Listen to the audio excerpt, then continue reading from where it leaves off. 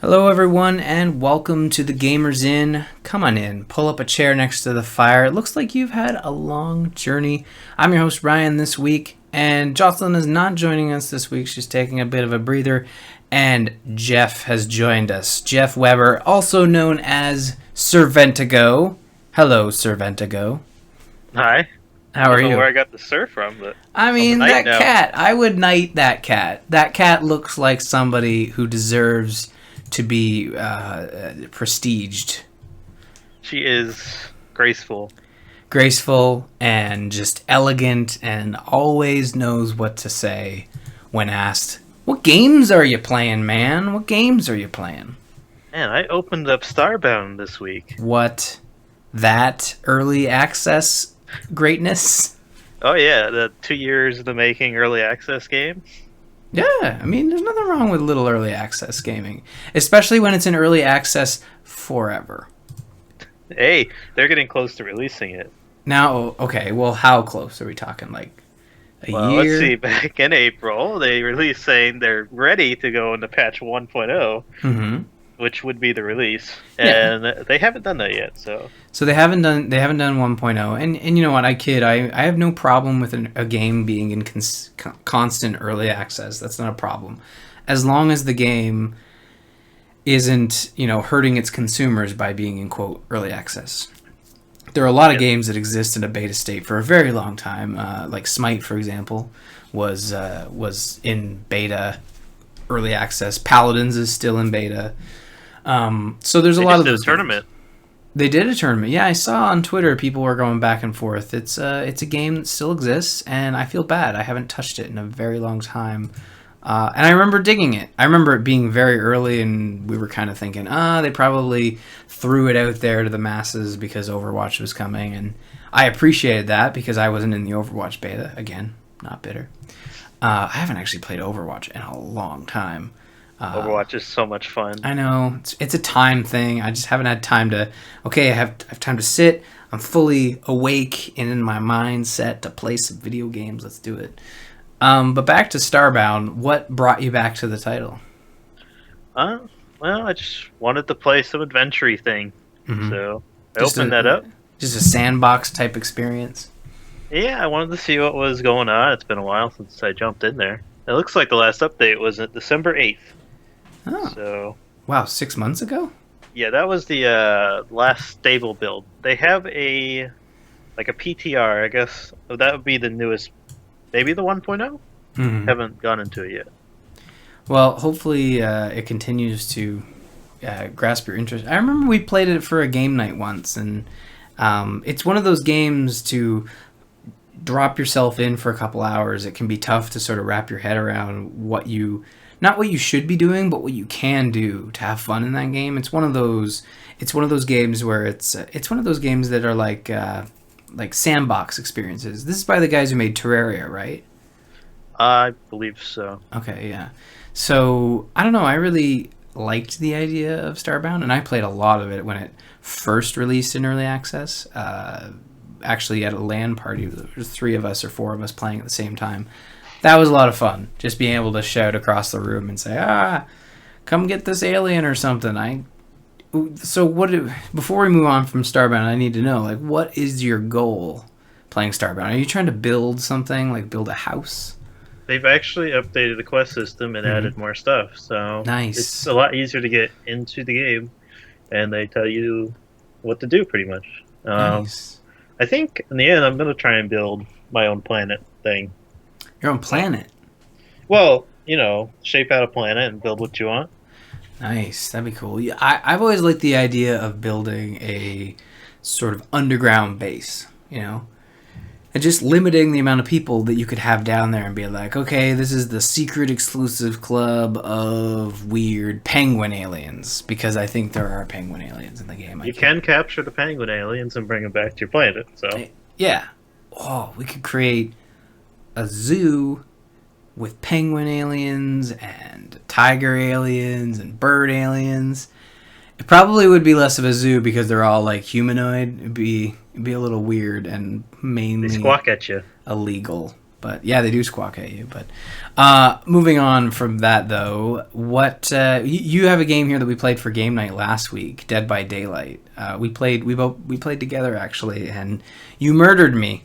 Why? I did. That's why I brought you on here, to determine why don't you like me and why are you murdering me. Well, see, you have to focus the weak animal out from the herd. Oh. So that's exactly what I did. You know what you could have done, because I have multiple ways to eject you from the show, is you could have said, it's important to go after the strongest link, and then the weak will fall very quickly. Well, if you remember, you weren't the first to die every time. Yeah,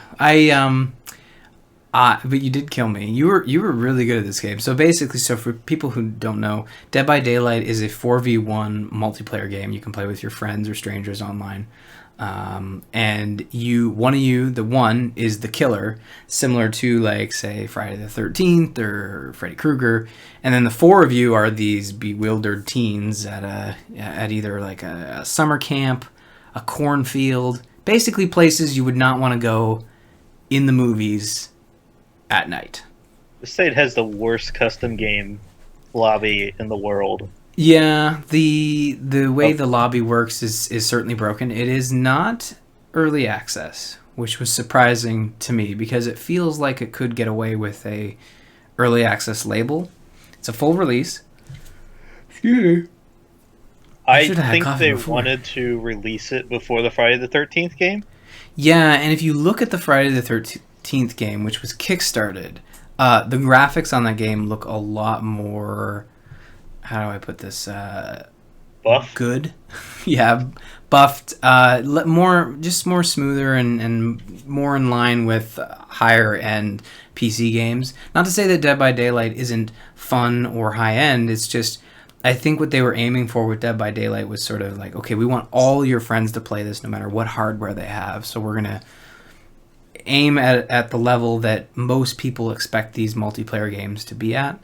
You know, because can you remember the last time a really good-looking, like, top-of-the-line, realistic multiplayer game came out? Like, it's been a long time. Like, not on PC, like, on PC strictly. Like, I know you could say Overwatch is really nice-looking, but it's also very stylized, which gives it the ability to have a sliding scale in terms of how it looks on your PC, depending on your hardware. Unreal Tournament, like the new one, does it look like really good? Oh, like the old one that could be on like school computers. Right. Yeah. Maybe. I do remember when they had Unreal Tournament 2013. It looks pretty good. Was it 2000? 2000? Maybe. It kind of looked like, for somebody like me who played Gears of War before even knowing what Unreal Tournament was, to me, Unreal Tournament, and this is going to be sacrilegious, Unreal Tournament was kind of like, why are all these Gears dudes running around in, like, just bright colored armor? I don't get it. Because they went the beefy route for Unreal Tournament, and I don't think they were... It's the same guys, so... Is it the same guys? Yeah, no, it's the same devs. Yeah, no, for sure. I just was kind of weirded out that it kind of just looked like Gears characters ported over to Unreal Tournament. Doesn't it look weird that the new Gears doesn't have beefy dudes? Yeah, they're all kind of... they're the kids, right? They're the kids. I guess they're kids, but, I mean, still. Yeah. Even... Well, the girls were never beefy, but... They were tough, I mean, look though. at the... Who's the mechanic guy? You the mean... one with the goggles. Oh, yeah. He's basically like the dwarf of the game. In the sense that, you know, in World of Warcraft, the dwarves are the engineers. Or the dwarves. And he kind of had, like, the mustache and the goggles, and he was really good with tech. He was, like, short, but he was just... Think of the lanky guy that always kept his goggles around his neck. Oh, I'm not... I think it was in 3. Oh, maybe. It's not ringing a bell, though. I'm thinking... Maybe I'm thinking of the guy from StarCraft 2. I think you are. Yeah. he helps you upgrade your ship. He does. No, your units. And he comes back in the Nova Corps episode, so I'm excited that he came back. But what were we talking about? Dead by Daylight. It's a fun game. Have you looked at the killer in motion? Like, have you been brave enough to stare at the killer? Yeah, because I think there was a point where I was hiding in the brush. So basically, the point of the game is, as your 4 survivors, your point is to avoid the killer at all costs, but also to start these generators to power the gate to escape.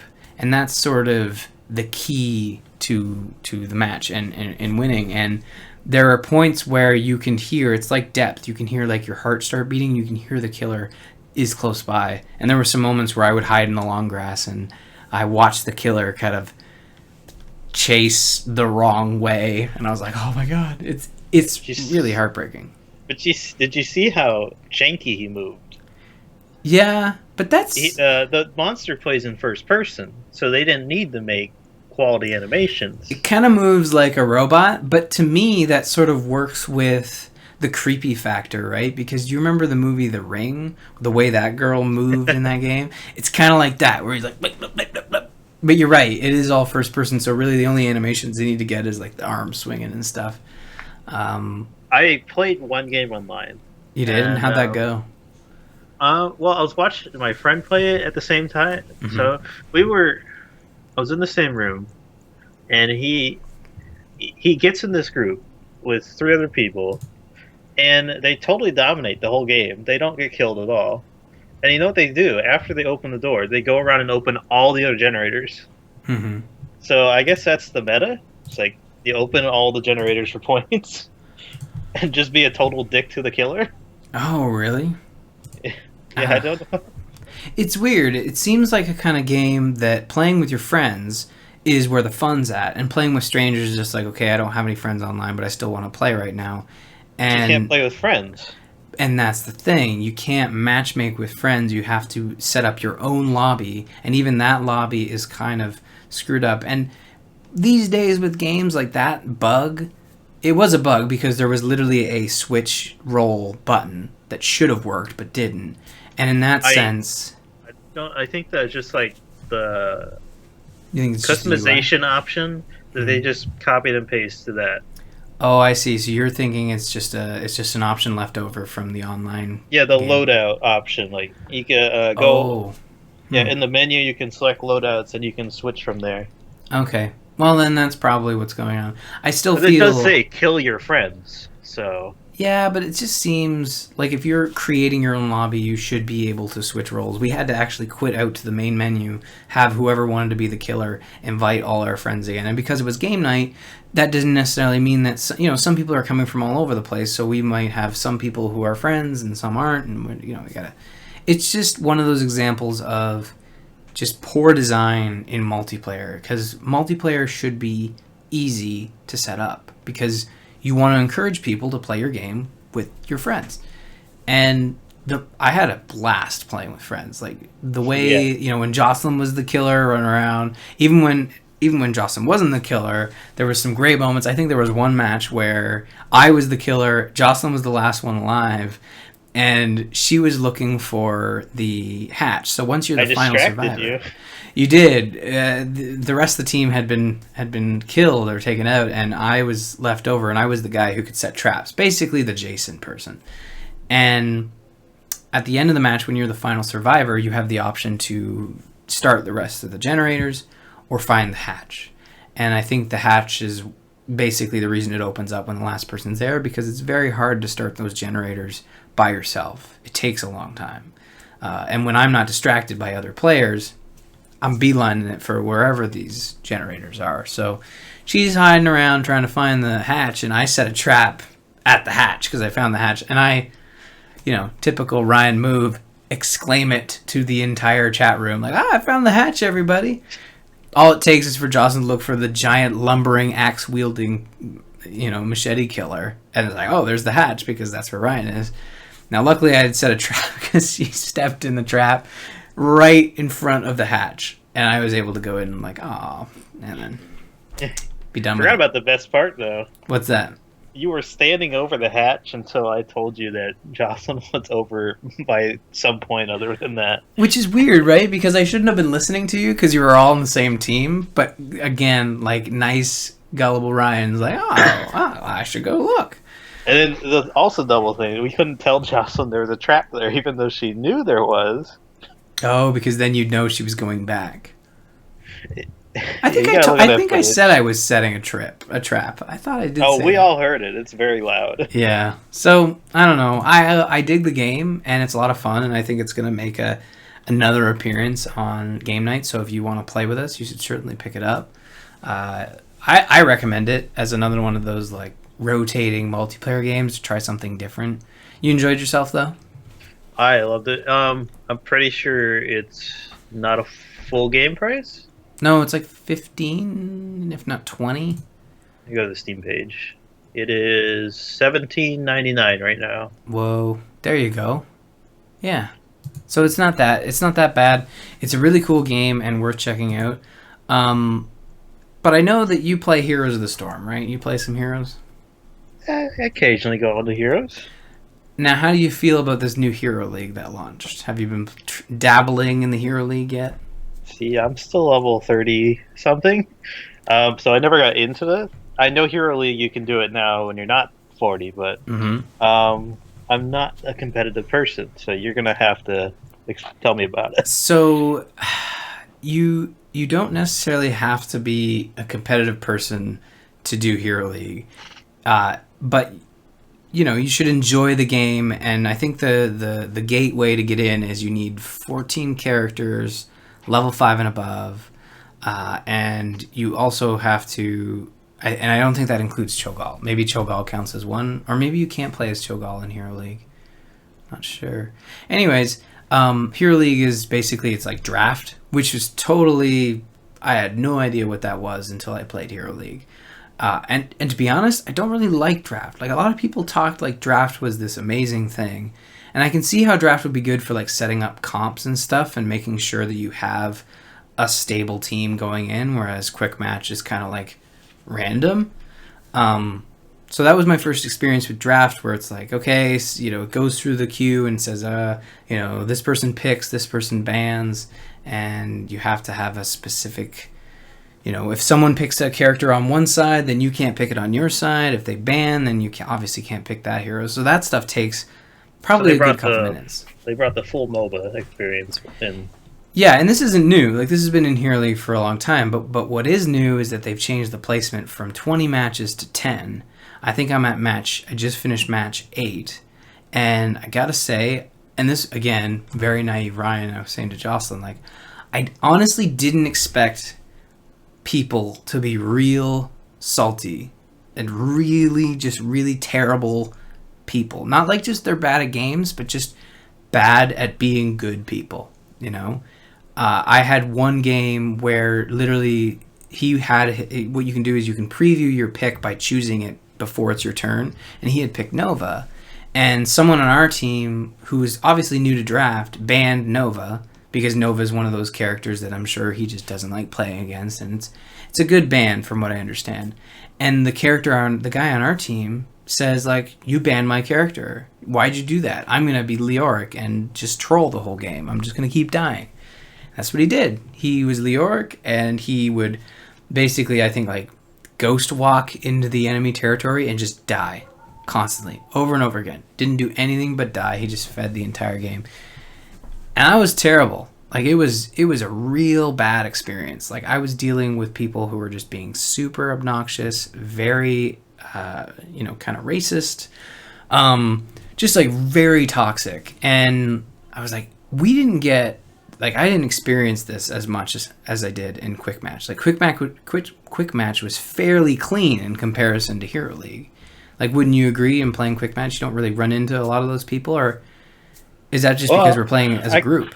I quick match with groups. Mm-hmm. I AI quick match solo, just because I don't find the enjoyment of being yelled at.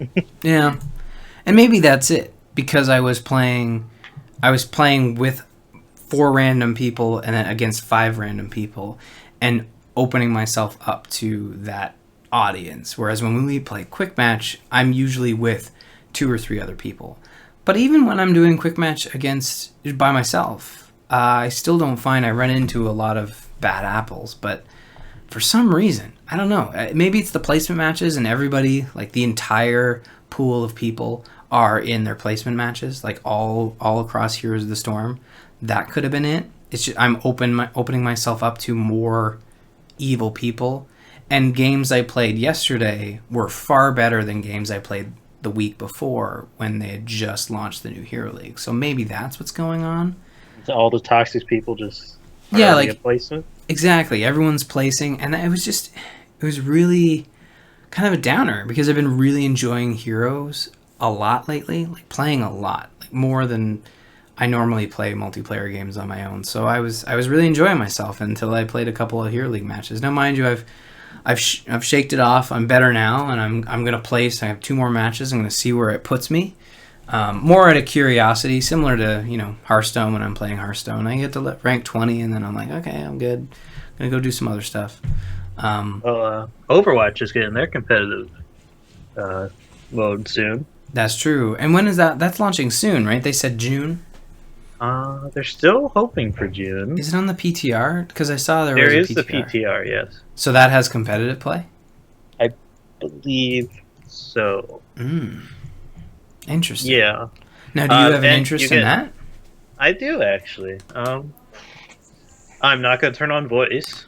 That's one thing. So I'm not going to listen to people yelling. I'm just going to kind of do my own thing and get some golden guns. Nice. And how do you unlock those golden guns, do you know? Is it just like hit a specific rank?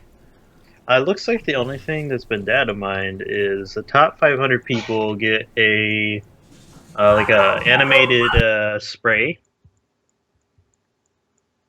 Animated spray? Yeah, an animated spray. Interesting. That sounds really cool to me. Kind of obnoxious, but still pretty cool. And then the first place person gets something, and I don't know what that is. Oh, wow.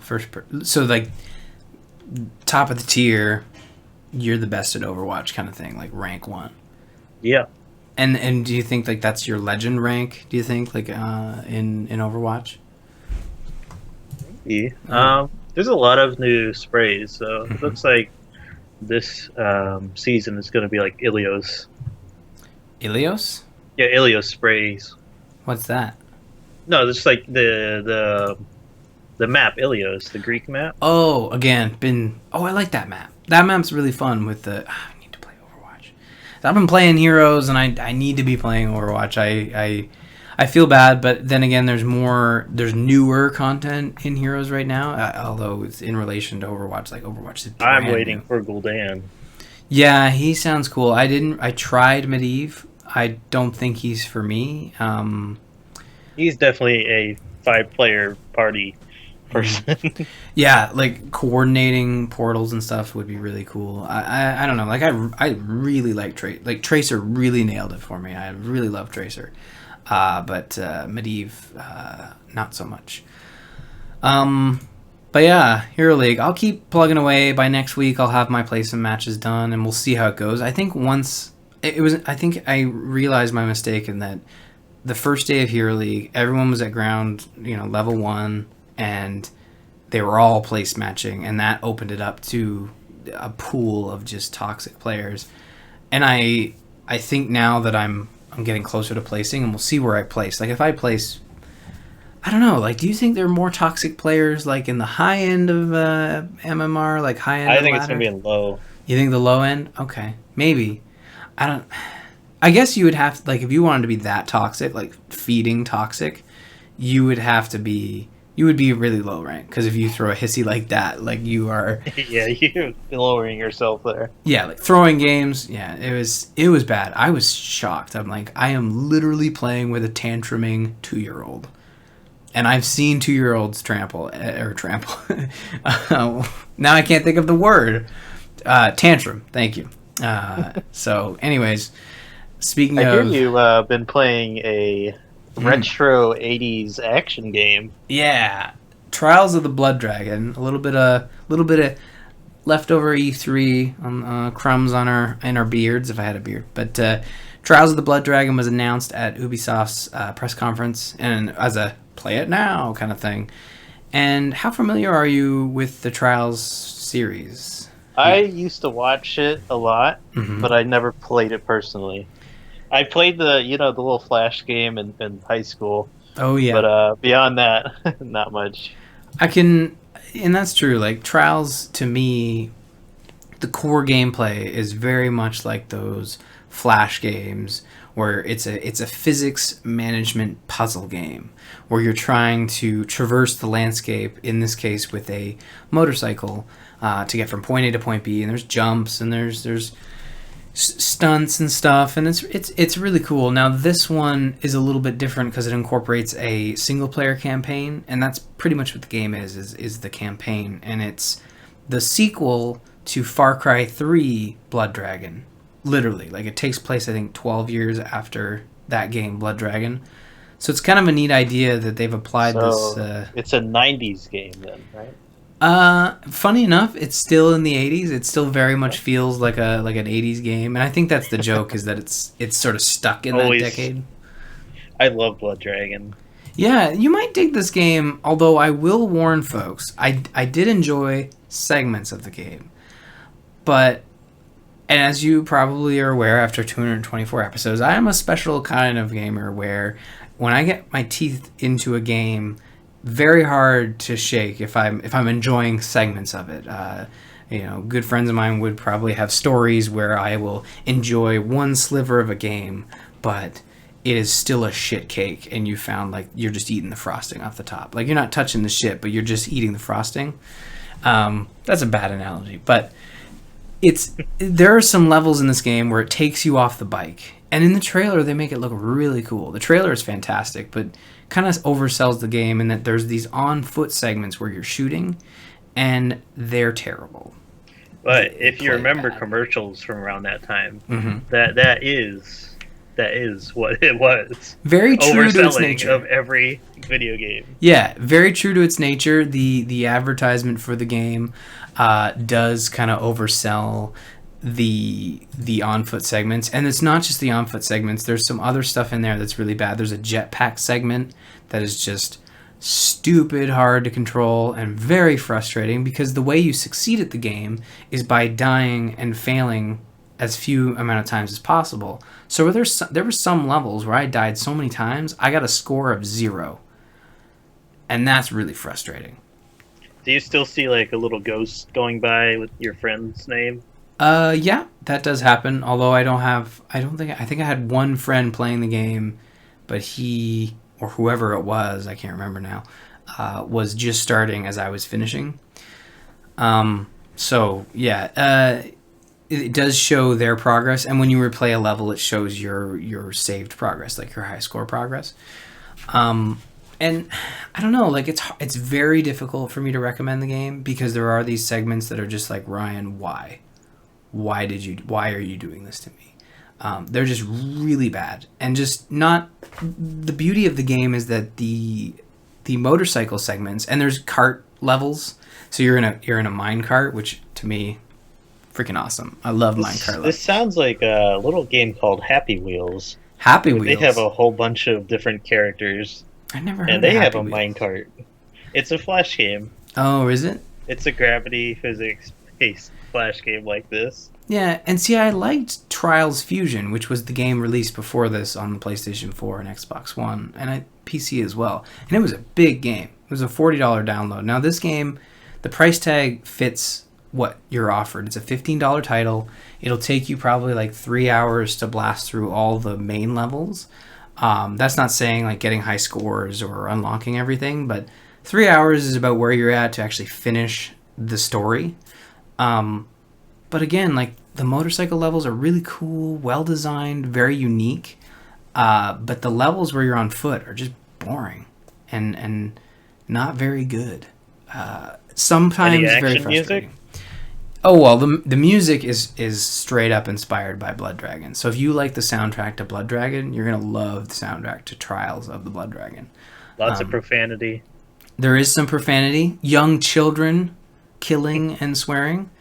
I thought that was interesting. Now that I'm a parent, I'm like, that kid's a little young to be saying the F word, isn't it? I mean, Game of Thrones, so Oh, that's true. But they're all in actors. medieval times. Oh yes. Also, it's not real. They're actors. That's funny. Not to get off topic, but we're not going to spoil Game of Thrones. We're not going to do that. But I was reading an article for an actor who said he was just allowed to start watching the show because when he started watching the show, he was very young, or started shooting the show, he was very young, and then in this season, he's obviously 6 years older, and you can imagine starting shooting the show when he was 8, and now he's 14. But 14 still seems a little young to be watching Game of Thrones. Like, there's a lot of nudity and swearing, and not just like, someone's boob popped out nudity, but like a lot of like, vulgarity there. So I don't know. I was listening to the Game of Thrones season 1 commentary over the stuff. Sure. And they said the children, at least at that time, had clauses where they couldn't be in the same room as any sexual actions. Well, yeah, wouldn't that be like that's? Well, if you remember, the best part of the first one was at the end when Bran, you know what happens. I'm not spoiling it still. At the end of season 1? No, the first episode in season 1. Oh, well, I think we can spoil that because there's marketing material where he's crippled. Knocked off the tower. Yeah. So, they said during that he couldn't be in the same room as that of the what was happening. The sexual nature up in the tower. He had to act like he saw something, but he didn't see it, and still, portray everything the way it was. Well, it makes sense that those kids wouldn't be allowed to see it because wouldn't that be some sort of like indecent exposure thing, or I don't know. Anyways, that's how bad Trials of the Blood Dragon is. I can't recommend it, but if you do want to like slog through those terrible levels, I would say the split is about 1/3 terrible levels, 2/3 a lot of fun trials action. I think I want to wait till Cuphead comes out to play anything. Cuphead looks good. And this is not just on Xbox. You can pick it up on PlayStation 4 and PC, and there's talk that tomorrow is a Steam sale, so maybe you'll get a little bit of a discount. But at $15, it's a nice distraction, only if you understand going in that some of the levels are terrible. And again, not all the levels, just a small sliver of levels are bad. So, I don't know. There's just a couple levels that are just really bad, like 2 really terrible levels that'll make you want to snap the bytes on your hard drive in half. If you remember the original Blood Dragon, there were a few terrible levels in there too. Yeah, and it's not like just tone or graphics or music, it's just straight up gameplay that I would have much rather seen them, and I'm thinking maybe they added the on-foot stuff because it was, again, those levels are so bland that I'm thinking maybe they cut corners by having, okay, let's figure out how we can have someone walk around and make the controls really terrible, so we can make a really bland jumping around level so we don't have to make a cool, like, traversal level. All the traversal levels are really neat. Are they letting people make their own maps with the Blood Dragon stuff? No. That's true. No, that is bad. Yeah, there's a map maker in Trials Fusion, correct? I'm pretty sure people made insane stuff. Yeah. That's what I usually watch, so... Okay, so yeah, in Trials Fusion you can make your own maps. As far as I know, in Trials of the Blood Dragon, the only modes they have are single player, and that's it. So you can do your main campaign. Yeah, but it's a very trimmed back game. There's not a lot going on there, but there's the main campaign. There's some extra levels you can unlock via Uplay points, and then there's some other weird stuff like unlockables for extra hard missions, in which some of them are on foot extra hard missions, and I'm like, this is very bad. So I know I'm not selling it well, but again, like it's not one of those games that you would want to. It's an experience. It's, again, like if you can have a friend sit with you and play through the terrible levels, maybe not a friend that you dislike, but a friend you just trust to help you out in tough times, and be like, yo buddy, I can't do another on foot level. Can you get me through it? And he's there for you. Stand By Me plays in the background, and you get it done. So maybe do that and check out Trials of the Blood Dragon, but certainly don't. Just be aware of what you're getting into, because when I watched the trailer, it made it look really cool, and I didn't check reviews. I was like, $15, let's do it. So I don't know. Geoff, steer clear, but what you could steer towards would be glassware. A-Move TV inspired glassware. You can get a mug, you put your coffee in it, you could put a beer in a beer glass. They're called pint glasses, I guess. There's a stemless wine glass. Lots of cool stuff that you can get with A-Move TV logos, including the Gamers Inn, Angry Chicken, Into the Nexus, and A-Move TV as well. So check that out at bit.ly/A-Move store and support A-Move through the A-Move store. All right, topic of the week time, Geoff. How you feeling? More E3 leftovers? Clean up the crumbs. Let's get through it. Some For Honor. You guys talk about that at all? I don't know if we did. For Honor, no, we didn't. We kind of kept it close to the main conferences. That's interesting. Ubisoft. It was. Well, I don't think we really covered Ubisoft. We kind of, again, nothing stood out at Ubisoft or EA besides maybe Mass Effect. I don't think they showed For Honor at the event, but they showed it off the stage. I saw the single player trailer, I think, that they showed. It was like a weird ooze. I think it looks closest to any kind of Game of Thrones game where you go and slice people is going to be. It's true. You do slice people in For Honor, and that's like Chivalry. Chivalry. Chivalry. That's it. Chivalry. I tried to play that game again, and it just didn't work.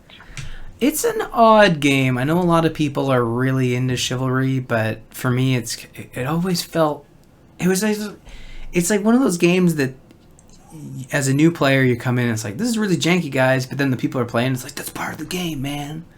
The jank is part of the game. And the gore. But the jank's where it's at. The bow and arrow people were assholes. Oh, yeah. Well, yeah, that was actually the theme of the trailer for For Honor, is that bow people are assholes, because they're all fighting for millions of years, and then someone comes around with a crossbow and just, you're done. No, For Honor looks really neat. It's another one of those Ubisoft titles that you're not really sure what you're getting. When they first showed it, it was kind of like a multiplayer game where it was like one-on-one combat on a large-scale battlefield where you were playing as Vikings, samurai, and knights, right? For Honor. And yeah, that was one game that kind of flew over my head from E3. I didn't really see a whole lot of it. Is it something you're excited about? I am excited about it, but I still have to wait a whole year for it. So, well, not a whole year. It's coming out in March, isn't it? 8 months. So I guess that's close enough to a full year that we could probably chalk it up to wanting to play it right now. Yeah, I want to play it. I want to hold it in my hands. That and Sea of Thieves. Oh, Sea of Thieves. Yeah, that was something we did talk about last week. That was the cringiest video, though. I don't know. I mean, I was worried that it's like, oh, they're using YouTubers to sell this. And then when they actually watched the full trailer, there was some moments, yes, that were cringeworthy. But there were a lot of cool moments where it's like, man, these guys are having a lot of fun. But they did say those aren't YouTubers. Those are just people that won a competition. That's probably why it was cringy. It's just like people trying to act like... So maybe they aren't YouTubers, and maybe they should have been YouTubers. They should have been. Maybe they shouldn't have hard cut so many times. Yeah, they were jumping around to different teams a lot in that reveal. I'm looking forward to the prospect of Sea of Thieves. But I don't want it to just be a sandbox. I kind of want like a single-player pirate campaign. That would be really cool. Maybe one that you could play with friends. Assassin's Creed Black Flag cartoon. Yes. I want like a pirate crew. Like game night needs to be Sea of Thieves. However many we have, we all get together. We have some grog. I think we joked about sea shanties. Yes. I am going to practice my sea shanties, so we will be ready to go next February when supposedly that game is coming out. But speaking of Microsoft, a news story that actually Jocelyn forwarded us. Microsoft will use Steam to sell Windows games, not just its own store, which is a headline that you would say, but Ryan, I'm pretty sure Microsoft sells games on Steam. And it's like, well, you're right. They do. But Ryan, Microsoft sells games on Steam. Oh, perfect. Oh, right. You're supposed to play the guy who says things. That is true. Thank you, good sir, who is joining me. They do sell some games, like Ori and the Blind Forest is on there. Some older titles like Age of I Empires. love and that stuff. game. Age of Empires? No, the Ori. Oh, so I need to pick up the definitive I need to edition. finish it. I never finished it. I'm thinking that maybe with Ori and the Blind Forest, I'll just buy the definitive edition and then start over. Because I didn't get very far. I remember enjoying it, but I didn't get very far. But the reason we're talking about this is because Microsoft is going to... Now, this comes from the E3 stream that Giant Bomb had, where Phil Spencer, head of the Xbox team, was on the show. And he was asked, like, okay, if you're putting more focus on Windows, let's ask the obvious question. Are these games going to be on Steam? Because when people think of Windows gaming, they think of Steam. And now Mac gaming as well. They have a big presence on Mac and Linux, for that matter. In which, Phil Spencer said, he doesn't think that he's hurting Valve by not having Microsoft first-party games on Steam.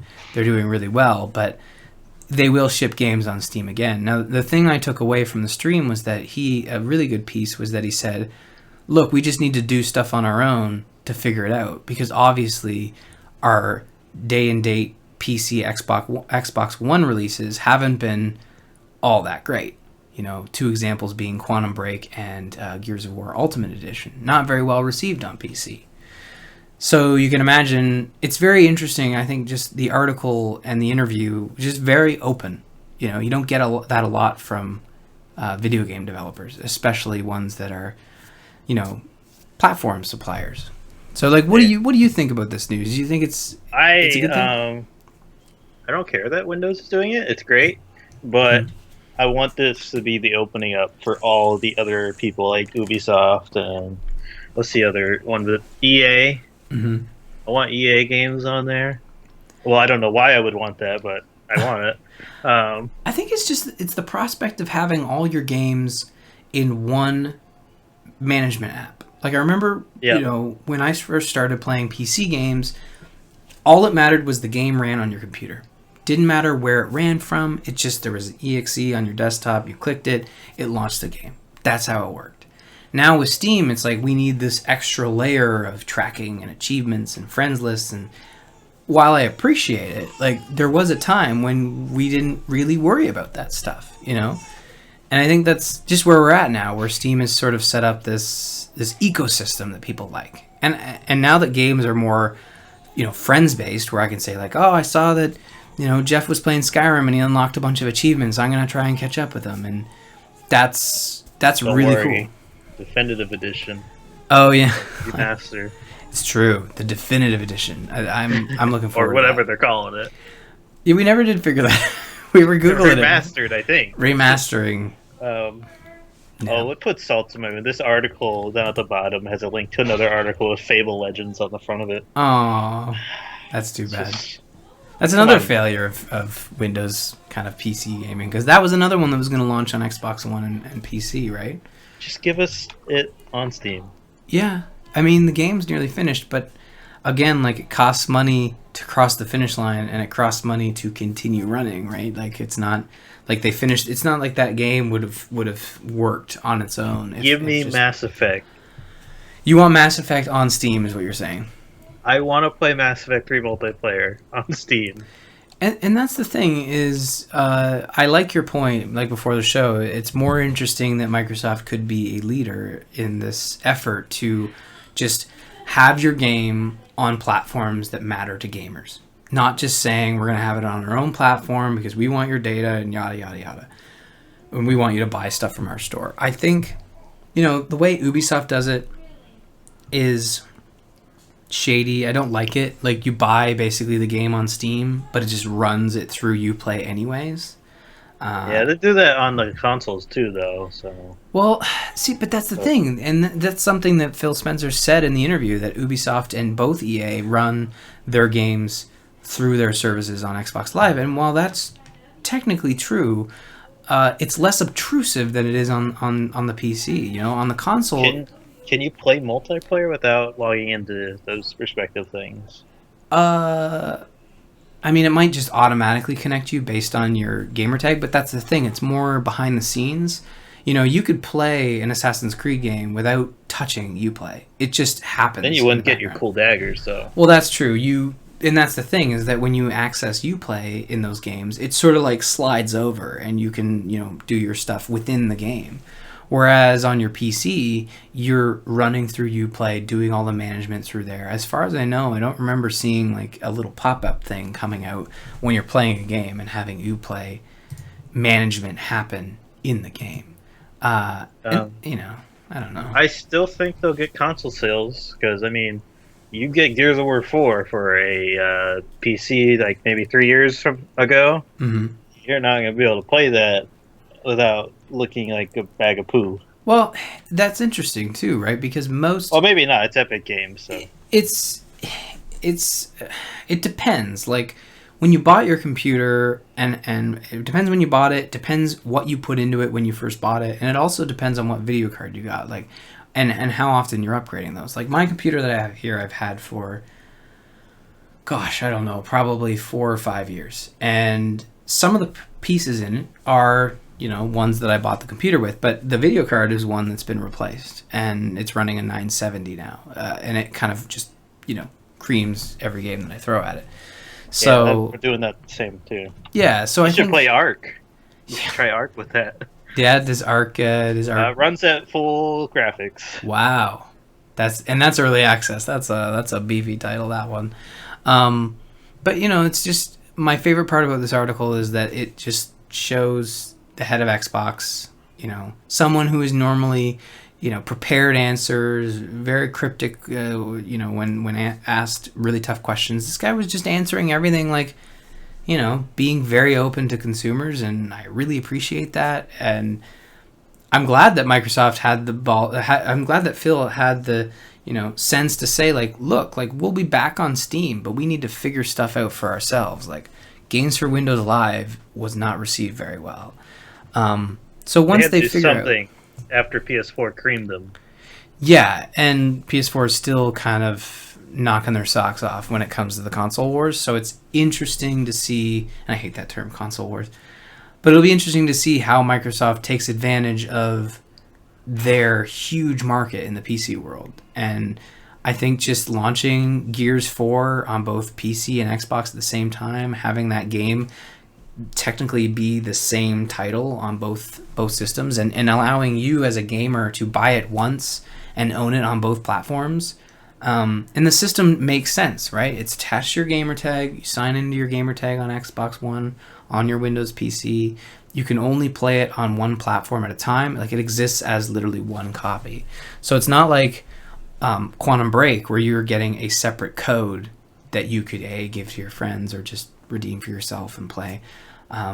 It existed as two separate products, whereas this is kind of like one thing.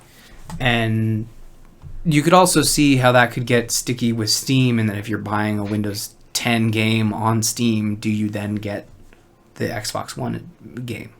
That's something we're still not sure about, because you can buy PC games in a lot of different places. What if it's just all the Xbox marketplace?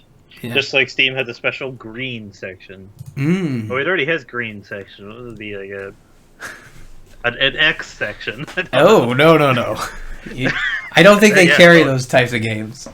I'll be surprised if you go look on there. I see a lot of those like storybook games with the art inspired by anime. So I saw this funny thing. It was like this guy made posters for Steam games. Like, I can't believe this isn't hentai. Yes. That was one of the posters. Yeah, there are a lot of, and for some reason, I don't know whether Steam just has a really broken recommendation system, but there's always at least one in the top banner, like the rotating banner. Maybe those games just come out so often that they're constantly being like cycled through the top banner. But yeah, you do see a lot, and I know some people like those games, and it's not fair to call them. Yep, I got one on here right now. Yeah. Is that like the game of Steam Roulette? I don't have Steam running, but run through it. Love. Aw, see? How can you be mad at that? That sounds lovely. Story at a high school. Oh, okay. Well, maybe we don't go that route. I looked at it. Now I'm gonna get more of them. Steve's like, we noticed that you liked this weird high school simulator, so maybe here's some more weird train simulators. So what broke me on the Windows games? Mm-hmm. I actually bought back years ago Okay. this game called something the Demon's Forge. I can't remember the exact name. I bought it as a disc, Mm-hmm. and the disc I put it on my computer, and it says you need Windows games to play this. I'm like, seriously? How am I gonna play with my friends? This Yeah. is Windows. No one played on Windows. It's all Steam. Well, and that's the thing. Did it exist as two separate products? Like the game on Steam was not the same. I don't think it even existed on Steam. Mhm. And that's the thing, right? Like, it's exciting to see that Microsoft isn't just saying like, look, we're not just going to throw our games on Steam. Like, we want to do it that makes sense for consumers, and the way we do that is by focusing on making it in our own store and then coming back to Steam. Like, do I think we'll see Gears of War 4 on Steam? Probably not. Do I think we'll see Gears of War 5 on Steam? Maybe, because I think that's far enough away that Microsoft will be able to figure out how to best do that. And I don't know, I know a lot of people really like the Steam ecosystem, but I'm not as married to it. You know, I have lots of other games on lots of other different platforms. Like there's GOG, Good Old Games, and then there's, which I have a lot of games on, and then Origin, obviously, all my EA games. What's another one? Battle.net launcher. Like, no one seems to give them shit about their games not being on Steam. But Well, then... it's Blizzard. But Blizzard's done it right. You know, Blizzard went off, did it themselves, and they did it really well. And Microsoft just needs to do that, and then people will come. And, you know, they've already got the friends list built in with Xbox friends, right? You know, if you have a friends list populated by your friends on Xbox, then hey, you already have people that you can play with on your PC. So, but yeah, they're gonna do shit. They're gonna do Steam again. Don't worry, there will be games on Steam. You'll be able to get them. Just not right now. At least not the AAA games. So they're coming. But yeah, Steam Summer Sale's coming too. It's nothing's official. But we'll quickly wrap up with that. I think that it was a PayPal confirmation that was taken down. And PayPal seems to be leaking it every year, which is why I had to check my dates to make sure it wasn't like Steam Summer Sale 2015. But it looks like 2016 Summer Sale will be starting tomorrow, lasting into July, just after Independence Day. So 2 weeks of lots of deals. And I don't know if you remember last year's or many of the larger Steam sales. They basically discount everything and then focus and then highlight different deals, different groupings of deals every day. I hope Fallout 4 is in there. Yeah, do you not have Fallout 4 yet? I have the Pip-Boy edition for my Xbox One. Oh. So I have the real Pip-Boy, or as real as you can get. You know what it doesn't come with, though? What? Season Pass. Oh, you can't buy the Season Pass? No, you can buy it, but my $150 or $200 thing didn't come with a Season Pass.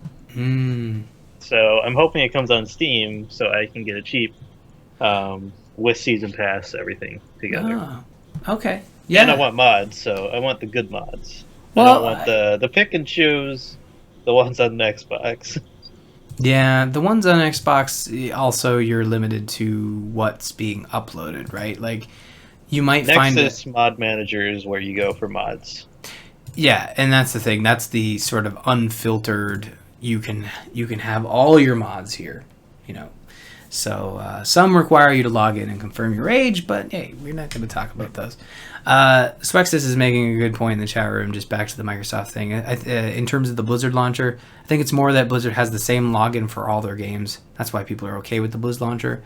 And I think that's the thing with Microsoft is that Games for Windows Live was just a really shitty implementation of Xbox on Windows. And I don't know if you've dabbled with... You have an Xbox, don't you, Jeff? I got all these consoles. Right, you and I, we're both crazy. So it's sitting next to the PS4. They get along. They do? Yeah. See, mine has a hard drive connected to it, and occasionally, like, swing around, just bash the PS4 on top of the head. It's a little childish. It's got the Kinect up there. I don't know what they do at night. Oh. Infrared. But no, I think basically I don't know if you've tried using any like the Windows 10 Xbox app or. I'm in that program for the early releases. Oh, really? I don't like it. Well, I list the simple, like, here's the story, here's the other thing, here's my apps, here's my games. Now you got to go dig through everything. Oh yeah, I just booted up. The homepage looks it's very busy, but I don't know. Like I dig the way they're displaying Xbox on Windows 10, and I don't know if you've tried the new iOS apps. They're really cool, and I like that. iOS. I still don't like that. There's no keypad on the iOS app. There isn't? I thought there is. If you open up something that needs a keyboard on the Xbox, you cannot type it in with your phone. Unless they recently changed that, because I'm pretty sure I've done that before. Unless I'm thinking. I tried to type in my email and that didn't work. So. Oh, maybe it didn't recognize. But I think that I think it just looks really great, those apps, and I'm looking forward to seeing what they do with that app on Windows and expand it, because really the way Xbox Live existed on both Windows and Xbox is they were two separate products, and what they're doing now is they're bringing them together and making Xbox work the same way on both PC and your console. So that's really exciting to me, and I think solves the issue that Swexus is talking about, and that people didn't care about Blizzards, is because you have all your Blizzard games, and I wouldn't be opposed to having it. Cohesive, like everything is everything. Everything is the same. Yeah, and they also tried it with like Windows 7 and Windows Vista with the whole games folder, which basically was like an algorithm that collected all your games on your hard drive and put them in one folder. And I didn't really dig that, because it was always like, it was finding some games and it was not finding others. It's just really frustrating, but I don't know. We'll see. We'll see how Microsoft does it. Obviously, we'll find out sooner rather than later, with Gears launching in October and Recore launching in September, so we'll get it even sooner. So I do like how you can, like the PlayStation, you can keep something up forever when it's in sleep mode. Yeah, that's been working really well lately. I'm glad that that's the case. But we're going to have to move on from Microsoft and start talking about Patreon. Patreon.com/TheGamersIn. If you want to support The Gamers Inn, head on over to Patreon.com/TheGamersIn, where you can be a supporter just like Jeff, who's also on the show. Thank you, Jeff. I will personally thank you for being a patron. Well, you're welcome. Perfect. I give to things that I think are good. Oh, thank you. I can't think of other words. You know and what? People should start voting more, because I'm the only one who's voting for game nights. That's true. Although right now in contention for game night, it's a little bit of a back and forth. Geez, look at that. Yeah, game night. Thursdays, 8 p.m. Eastern every week, as long as we're above our $100 goal. And we stream live on twitch.tv/JossPlays. Now, we're scheduled to have a patron hangout this week, but depending on Jocelyn's availability, we might have to push it till next week. But we will have a game night no matter what, because we got to play some games, guys. So head on over to patreon.com/thegamersin and vote, and possibly head us toward our new goal, which is our new milestone, which is a Inside the Game. We did one episode. If you're interested in Quantum Break, you can learn more about that at gamersinpodcast.com. We're also on Discord, where all the fancy people are talking, just like us, talking fancy over at Discord. You can find links to that in the show notes. That's it, Jeff. That's a show. We did it. Yeah. Looks like Gang Beasts tomorrow. Ooh, yeah. I always want to try that. Is that online, though? Someone had mentioned it's only 4-player local, and now that I think about it, the last time I played that game was local. So we'll have to look into that. If it's not Gang Beasts, it looks like Brawlhalla will be our game, which is a 2D Smash Brothers. Yeah, it's local multiplayer. Gang Beasts. Well, maybe we can all play against AI and kind of describe what's happening. Oh, so you mean like Viscera Clean? No. Yeah. That game that went very well. It's very bloody. I think it crashed my entire computer. It was for charity, though, so it was important. Yes. So, Jeff, thank you for joining us. If you want to let the fine listeners where they can find you, go right on ahead. Let me pull up my Twitter. Oh. I am at Geoff Webber 2. That's GeoffWebber 2. Yeah, go follow him there. He's always tweeting about game night and all kinds of fun stuff, like streams and fun stuff in general. I can't promise that I do all those things, but I'm promising. I try. I'm promising that you do all those things, so it's gonna happen. I gotta start doing that then. No, it's true. Well, thank you everybody for listening. Thank you, Geoff, for joining me and filling in. This has been Gamers In. You can find more of our stuff at gamersinpodcast.com. You can also find us on amove.tv along with other fabulous podcasts, including The Angry Chicken, Into the Nexus, Overwatchers, and The Angry Chicken. Did I say The Angry Chicken twice? I meant The Angry Nerd at the very beginning there. Awesome show with he's a solo chicken, so... Yeah, he is. He is still an angry chicken on that show, but he goes by The Angry Nerd. Follow us on Twitter. You can find Jocelyn at Joss Plays, Ryan at R Murphy, Geoff at Geoff Webber 2, and don't forget to follow the show at The Gamers In. The video versions of all our episodes can be found on our YouTube channel, which is youtube.com/amovetv. You can also find the show on Facebook and Google Plus if you're still doing that fun stuff. Email the show at info@gamersinpodcast.com where we will address your concerns directly on the show. Oh, Dead Island 2, or Dead Island Definitive Edition is $3. Whoa! It is not even the Steam sale. Madness starting right now. Thank you for listening, and tune in next week for more awesome gaming goodness. Night, everybody. Good night.